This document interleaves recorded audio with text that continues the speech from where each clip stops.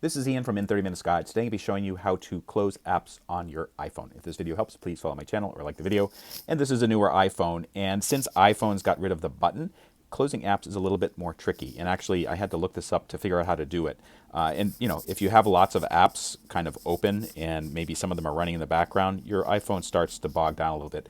It's pretty easy to close the apps, but just have to kind of learn a new swiping gesture. So the way that you do it is put your thumb or a finger at the bottom of the screen and then hold it down and then pull up to the center of the screen. So that's what I'm going to do right now. Bottom of screen and then to the center of the screen.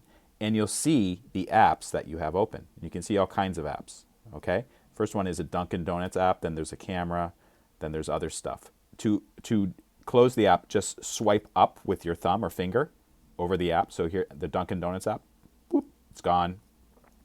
Maybe I want to get rid of that banking app, my to-do list, but I'm going to keep the camera on. So you can kind of see, you can go through and start to close all these apps. If you really want to do it quickly, you can just kind of rapidly swipe your thumb up until they're all gone.